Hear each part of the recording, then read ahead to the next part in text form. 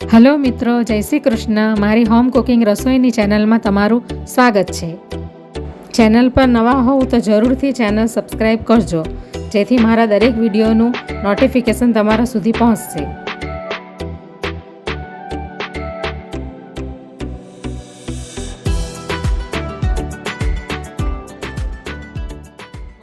તો આજે હું ચટપટો મમરાનો ચેવડાની રેસીપી શેર કરવાની છું, જે બાળકોને નાસ્તામાં અથવા તો લંચ બોક્સમાં આપી શકાય એવો. તો ચેવડામાં નાખવા માટેનો હું મસાલો પહેલાં તૈયાર કરી લઈશ. તો એના માટે મેં આ 1 ચમચી ખાંડ લીધી છે, 1 ચમચી વરિયાળી લીધી છે, અને અડધી ચમચી આમચૂર પાવડર છે, અને 1 ચમચી લાલ મરચું છે, અને આ સંચળ પાવડર છે, અને આ મીઠું લીધું છે સ્વાદ પ્રમાણે. તો હવે આપણે એને મિક્સીમાં ગ્રાઇન્ડ કરી લઈશું અને એનો ફાઇન પાવડર તૈયાર કરી લઈશું. એટલે મમરાના ચેવડાનો સ્વાદ એકદમ ચટપટો અને ખાટો મીઠો આવે. તો હવે ચેવડાનો મસાલો રેડી થઈ ગયો છે. તો આ રીતનો આપણે એને મિક્સીમાં પીસી લઈશું. આ નાખવાથી એકદમ ચેવડાનો ટેસ્ટ ખાટો મીઠો અને ચટપટો આવશે. આપણે બધો જ નથી નાખી દેવાનો, આપણે સ્વાદ અનુસાર નાખીશું. તો હવે મમરાને તૈયાર કરવા માટે આપણે ગેસ ઉપર કઢાઈ મૂકી દીધી છે, અને એની અંદર 1 ચમચા જેટલું મેં ઓઇલ નાખી દીધું છે. હવે આપણે એની અંદર અડધી ચમચી હિંગ નાખીશું, અડધી ચમચી આપણે હળદર નાખીશું. આનાથી મમરાનો સરસ કલર આવશે. હવે બરાબર મિક્સ કરી લઈશું. હવે મેં આ 100 ગ્રામ જેટલા મમરા લઈ લીધા છે. હવે આપણે એને તેલમાં શેકી લઈશું.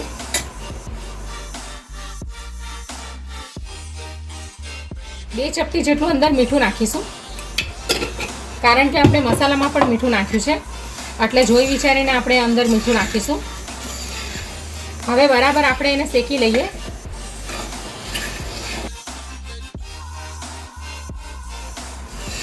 તો આ રીતે આપણે ધીમા તાપે મમરાને બરાબર તેલમાં શેકી લઈશું.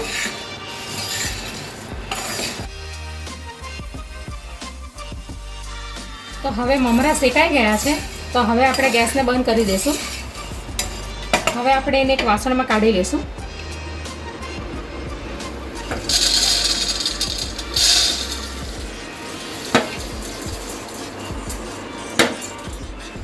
તો હવે મમરા શેકાઈ ગયા છે બરાબર.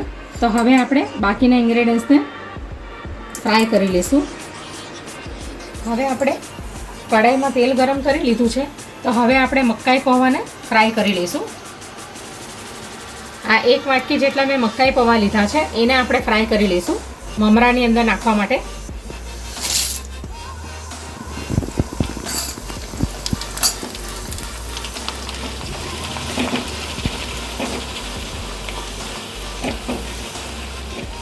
આ રીતે આપણે ચમચીથી બરાબર મિક્સ કરી લેવાના, એટલે ફ્રાય થઈ જાય બધી બાજુથી.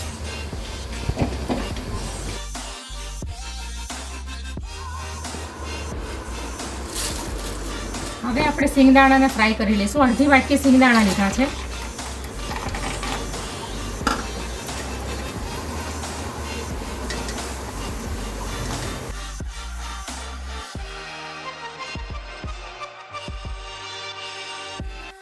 તો હવે સિંગદાણા પણ ફ્રાય થઈ ગયા છે બરાબર.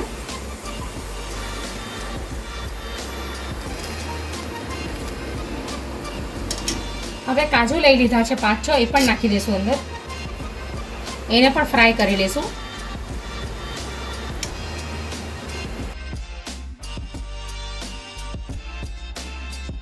હવે આપણે આ 6 થી 7 કડી પત્તા લીધા છે. હવે આપણે ગેસને બંધ કરી દઈશું.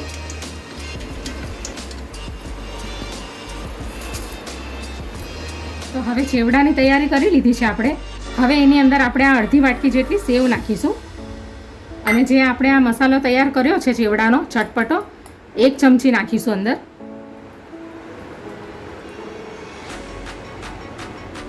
હવે આપણે મિક્સ કરી લઈશું.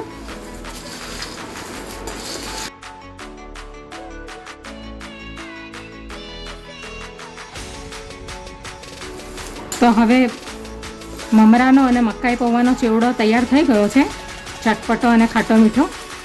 તમારે આમચૂર પાવડર ન નાખવો હોય તો તમે સિટ્રિક એસિડ એટલે કે લીંબુના ફૂલ પણ તમે અંદર નાખી શકો. તો તૈયાર છે મમરાનો ચેવડો, જે તમે બાળકોને નાસ્તામાં અને લંચ બોક્સમાં પણ તમે આપી શકો અને ચા સાથે પણ તમે ખાઈ શકો.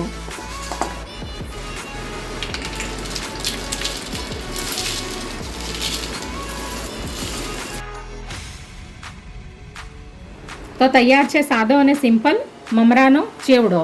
તમે આને લાંબા સમય સુધી એરટાઇટ ડબ્બામાં ભરીને રાખી શકો અને તમે તમારા બાળકોને લંચ બોક્સમાં પણ આપી શકો અને નાસ્તામાં પણ આપી શકો. તો તૈયાર છે મમરાનો ચટપટો સૂકો ચેવડો.